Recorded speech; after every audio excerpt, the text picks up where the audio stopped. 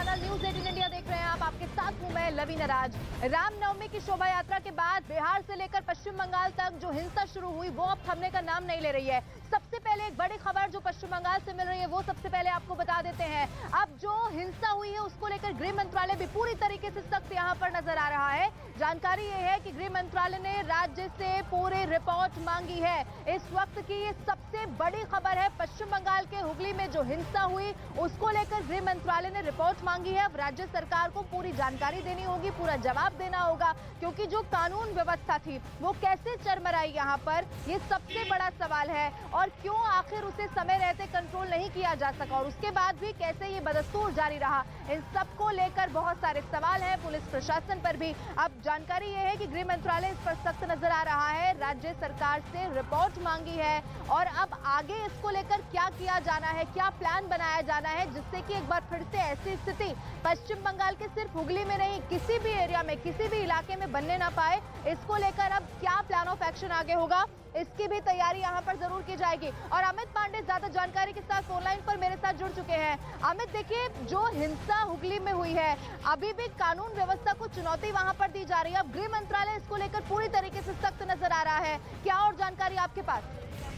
देखिए, गृह मंत्रालय ने एक विस्तृत रिपोर्ट मांगी है प्रदेश सरकार से, पश्चिम बंगाल सरकार से, और कुछ ही दिनों में पश्चिम बंगाल सरकार को इसका जवाब सिलसिलेवार तरीके से देना होगा कि किन परिस्थितियों के भीतर यह घटना घटी और इन घटनाओं को रोकने के लिए प्रदेश सरकार ने क्या प्रभावी कदम उठाए।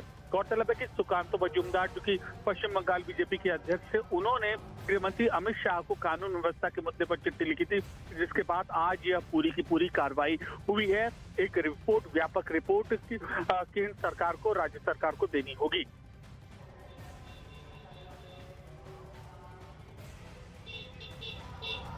तो देखिए, बड़ी खबर लगातार आपको बता रहे हैं, पश्चिम बंगाल की जो स्थिति है वो इस वक्त खतरनाक बनी हुई है।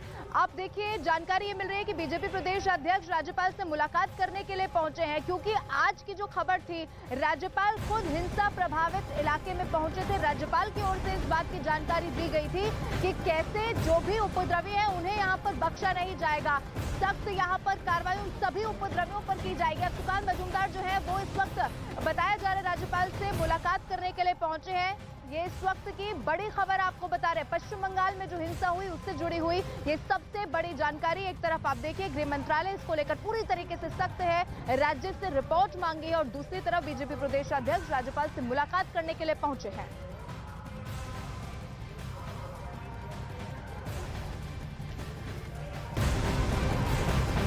देखिए, बड़ी खबर लगातार आपको बता रहे हैं पश्चिम बंगाल से ही। इस वक्त एक और बड़ी खबर पश्चिम बंगाल में जो हिंसा हुई है उससे जुड़ी हुई आपको बता दें। इस पर जो राजनीति है, आरोप प्रत्यारोप है, वो भी लगातार चल रहा है। अब केंद्रीय मंत्री अनुराग ठाकुर ने भी ममता बनर्जी पर हमला बोल दिया है। अनुराग ठाकुर की ओर से कहा गया समाज को बांटा जा रहा है, समाज को बांटने का आरोप लगाया गया पश्चिम बंगाल की सरकार पर, मुख्यमंत्री ममता बनर्जी पर। और क्या कुछ कहा अनुराग ठाकुर ने, सुनवाते हैं आपको। भारत के एक हिस्से में पश्चिम बंगाल की मुख्यमंत्री ये कह देती हैं कि हिंदू इस इलाके में ना जाएं, तो क्या मुख्यमंत्री ही समाज को बांटने पर आ गए, क्षेत्र को बांटने पर आ गए? अपने आप में चिंता का विषय खड़ा होता है। किसी दुनिया के दो देशों के बीच में युद्ध चल रहा हो तो एक अलग बात है, लेकिन अपने ही देश में बंगाल और बिहार में जो स्थिति पैदा कर दो कि रामनवमी के समय भी आपको शांतिपूर्वक शोभा यात्रा ना निकलने दी जाए, आगजनी हो, पथराव हो, हत्या पर मजबूर कर दिया जाए, उस देश में जहां पर देश के प्रधानमंत्री दुनिया भर के देशों को कहते हैं this is not the era of war, ये युद्ध का समय नहीं है, this is the time to discuss, deliberate and be part of democracy and decide. और दुनिया उस बात को मानती है, लेकिन अपने ही देश के दो राज्यों के मुख्यमंत्री एक जहां इस तरह की बातें करते हैं और पक्षपात करने का काम करते हैं, वो अपने आप में बहुत बड़े प्रश्न चिन्ह खड़ा करता है। अब इन सबके बीच में पश्चिम बंगाल से एक जो सवाल उठ रहा है वो ये है कि आखिर ये हिंसा अब रुकेगी कैसे, ये बदस्तूर आखिर क्यों जारी है, क्योंकि शोभा यात्रा पर जो हिंसा हुई उसके बाद से लगातार छिटपुट घटनाएं पश्चिम बंगाल के अलग अलग जिलों में और खास तौर पर हुगली में देखने को मिल रही है। और ये अभी भी रुका नहीं है। कल शाम की वो तस्वीर देखने को मिली, खबर ये सामने आई कि कल शाम भी कानून व्यवस्था को एक बार फिर से चुनौती दे दी गई। यहाँ पर ट्रेन पर पथराव किया गया और इसके बाद आप देखिए हावड़ा बर्धमान रूट को सस्पेंड कर दिया गया, यानी कि लोगों को भी लगातार इससे परेशानी का सामना करना पड़ रहा है।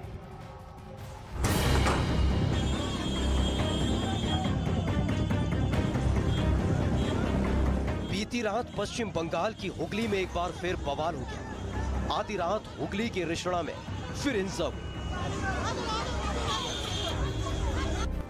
और इस बार उपद्रवियों ने ट्रेन को निशाना बनाया। अराजक तत्वों ने ट्रेन पर पथराव किया, जिसके बाद हावड़ा बर्धमान मेन लाइन पर ट्रेन की आवाजाही को रोकना पड़ा। मौके पर भारी पुलिस फोर्स भेजी गई। उपद्रवियों ने फोर्स पर भी पथराव किया। सामने आई वीडियो में अर्धसैनिक बल के जवान पत्थरबाजों से मोर्चा लेते दिखे। यात्रियों की सुरक्षा को देखते हुए रेल अधिकारियों ने हावड़ा बर्धमान मेन लाइन को सस्पेंड कर दिया और लोकल ट्रेन समेत सभी ट्रेनों की आवाजाही को रोक दिया। रात करीब 10 बजे हुए बवाल के बाद रुकी हुई ट्रेन की आवाजाही को 3 घंटे तक रोकने के बाद रात करीब 1 बजे फिर से शुरू किया जा सका। ये वही इलाका है जहां पर रेल को भी रोक दिया गया। रेल परिसेवा 3 घंटे तक बाधित रही। लोकल ट्रेनों में घर लौटने वाले हैरान परेशान रहे। करीब 3 घंटे तक वो अलग अलग स्टेशनों पे फंसे रहे और कई लंबी दूरी की ट्रेनें भी फंसी रही। ट्रेनें उत्तरपाड़ा, कोन्नगर, रिश्रा सभी जगह पर करीब 3 घंटे ये परिसेवा बाधित रही। हुगली के रिश्णा में ये बवाल सुभाष नगर हाउसिंग सोसाइटी में हुई हिंसा के बाद शुरू हुआ, जिसके बाद उपद्रवी रेलवे ट्रैक पर आ गए और जमकर हंगामा किया। वहीं खड़ी कई गाड़ियों को आग के हवाले कर दिया। तस्वीर इस तरफ की भी देखिए, रेलवे फाटक के दूसरी तरफ भी आपको वही तस्वीर नजर आएगी जहां पर आपको ईंट के टुकड़े, शीशे के टुकड़े नजर आएंगे। तोड़फोड़ हुई है, आगजनी हुई है, पुलिस के वाहन में भी आगजनी हुई है। आरोप ये लगे हैं।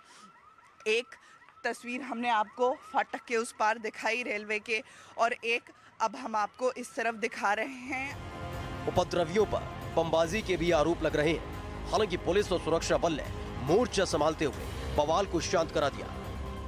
रिश्रा रेलवे स्टेशन का ये वही 4 नंबर फाटक है जो कल हिंसा की तस्वीर जहां पर देखने को मिली। देखिए यहाँ अब भी जो तस्वीर आप देख रहे हैं, हर तरफ आपको पत्थर नजर आएंगे, आगजनी के निशान नजर आएंगे। और फिलहाल जो तस्वीर है वो परिस्थिति कंट्रोल में है, पुलिस का ये कहना है। लेकिन यहाँ पर अब भी जो स्थानीय लोग हैं वो चिंता में हैं। उनका ये कहना है कि कल रात की जो घटना है उसके बाद वो डरे हुए हैं। देखिए शीशे के टुकड़े, कहीं ईंट के टुकड़े, पत्थर के टुकड़े, और जो आरोप लगे थे न सिर्फ पत्थर ट्रेन पर चले हैं बल्कि आरोप ये लगे हैं कि बम भी इस इलाके में फूटे हैं।